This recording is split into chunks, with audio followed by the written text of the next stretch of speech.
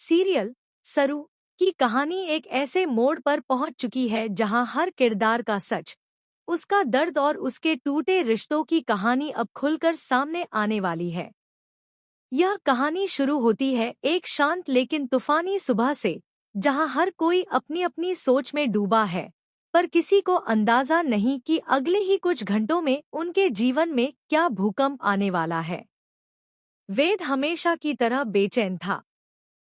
तारा ने उसे साफ शब्दों में मना किया था कि वह अब सरू से किसी भी तरह का संपर्क न रखे।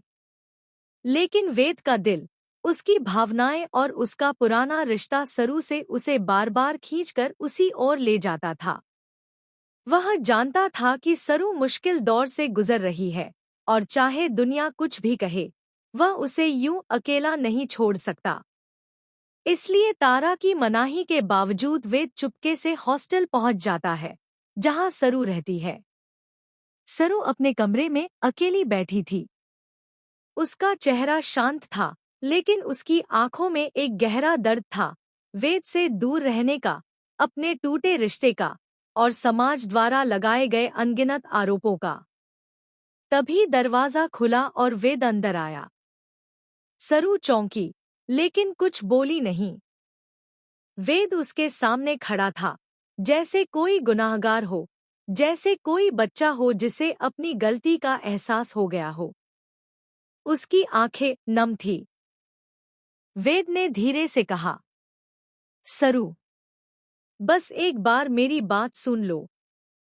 मैंने कुछ गलत नहीं करना चाहा। मैं बस तुम्हारी मदद करना चाहता था। लेकिन सरू के चेहरे पर कोई प्रतिक्रिया नहीं थी। उसने वेद से वैसे ही दूरी बना रखी थी जैसे कोई अपने जले हुए दिल को और चोट लगने से बचाता है। वेद का दिल टूट गया। वह और भी ज्यादा रोने लगा, एक छोटे बच्चे की तरह। सरू ने उसे दिलासा देने की कोशिश भी नहीं की। उसे डर था कि अगर वह वेद से नरमी दिखाएगी, तो फिर से वही दर्द शुरू हो जाएगा जिसे वह मुश्किल से भूलने की कोशिश कर रही है। वेद आखिरकार टूटकर कमरे से बाहर चला जाता है। सरू अपनी जगह से उठती है और गहरी सांस भरकर बाहर जाने की तैयारी करती है। पर उसे क्या पता था कि बाहर कोई उसकी जिंदगी का सबसे बड़ा तूफान लेकर खड़ा है, तारा। तारा ने दूर से ही सब देख लिया था। वह गुस्से में जल रही थी। उसे लगा कि सरू फिर से वेद को अपने जाल में फंसा रही है। तारा सरू को सबक सिखाने के लिए हॉस्टल पहुंच चुकी थी। जैसे ही सरू बाहर निकली, तारा उसके सामने आ गई।